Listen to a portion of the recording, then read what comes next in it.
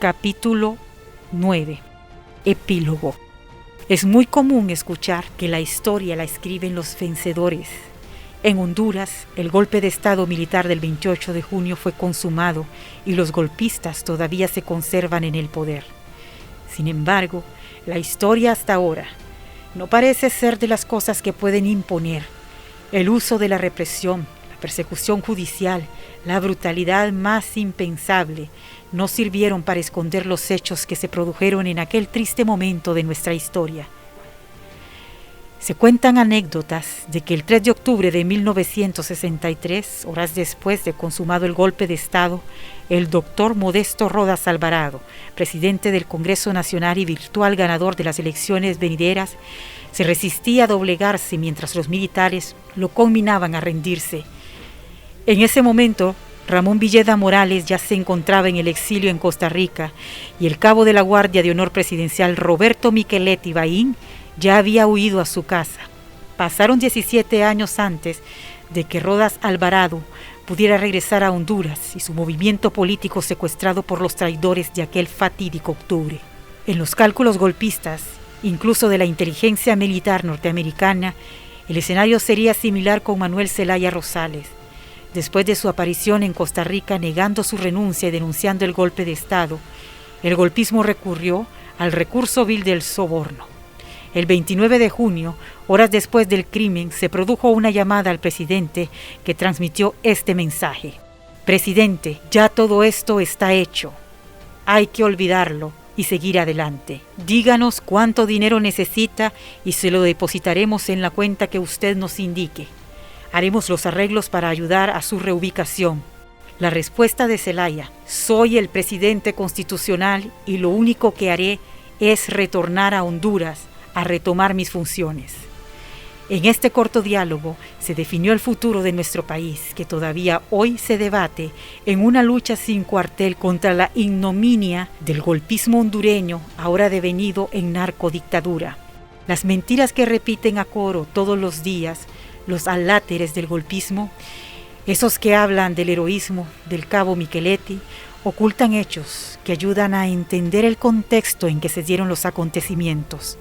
La juventud hondureña que fue a la escuela o la secundaria a lo largo de la última década ha sido bombardeada con mitos y falsedades que buscan exaltar las figuras siniestras de personajes dañinos al tiempo que pretenden borrar la esencia fundamental del poder ciudadano, quitando con esto una parte esencial a la causa del pueblo. Incluso los movimientos sociales sucumben ante el temor de ser marcados por actos de corrupción que ellos mismos saben que no existieron.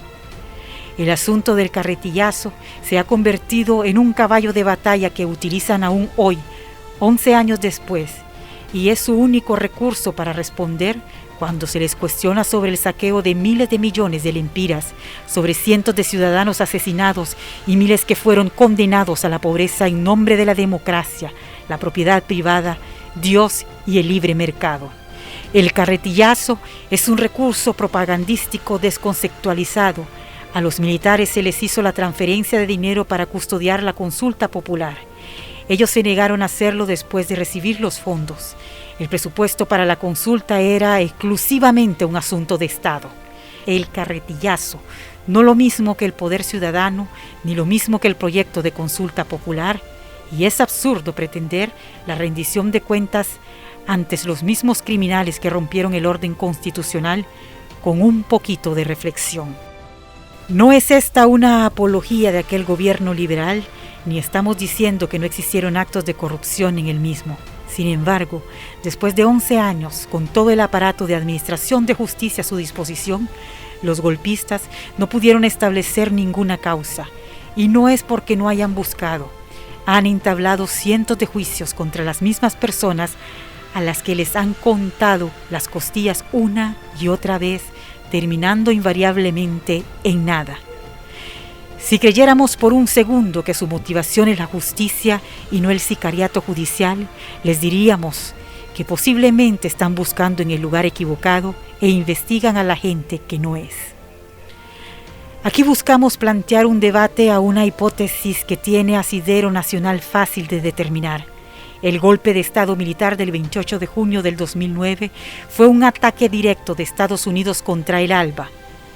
Con él se marcó el inicio de una campaña a gran escala que prosiguió con varios golpes de Estado a los gobiernos progresistas del continente. A nivel interno, el golpe se produjo mediante una operación militar conducida militarmente bajo la dirección de las Fuerzas Armadas y la inteligencia de los Estados Unidos, con la complicidad de al menos un sector de las iglesias y la sociedad civil y el apoyo incondicional de las élites oligárquicas hondureñas.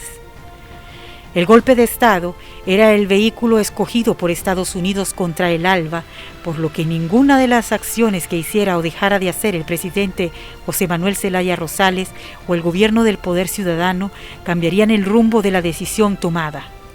La consulta popular y la cuarta urna eran un proyecto legítimo que buscaba consolidar las conquistas alcanzadas durante el gobierno del Poder Ciudadano y no fue en absoluto la causa para la acción militar. De hecho, si el presidente Zelaya hubiera puesto, como pensó hacerlo, por 2 semanas la consulta popular, el golpe se habría perpetrado de todas formas. El secuestro del presidente de la República y de la canciller fueron también actos debidamente planificados y el asesinato de Manuel Zelaya no se produce porque Estados Unidos no deseaba crear el símbolo de un mártir de esa dimensión. Por lo tanto, es falso que Romeo Vázquez Velázquez salvara la vida del presidente. Tenía órdenes precisas de no hacerlo. Procedían del Comando Sur. Los eventos inmediatamente posteriores al golpe de Estado fueron creando diversos problemas para los golpistas que nunca pudieron explicar por qué, si tenían orden de captura contra el expresidente de la República, se empeñaban en evitar que retornara al país y capturarlo. Usted puede estar en acuerdo o desacuerdo con nuestra hipótesis. Lo que la historia no nos perdonaría es que fuéramos timoratos en el debate. Si deseamos que la historia nos sirva para no andar caminos espinosos de nuevo, debemos ser generosos con la verdad. Dimensionar correctamente a los sujetos, entender su contexto y su papel como agentes de cambio en esa historia. Queda pues abierto el camino.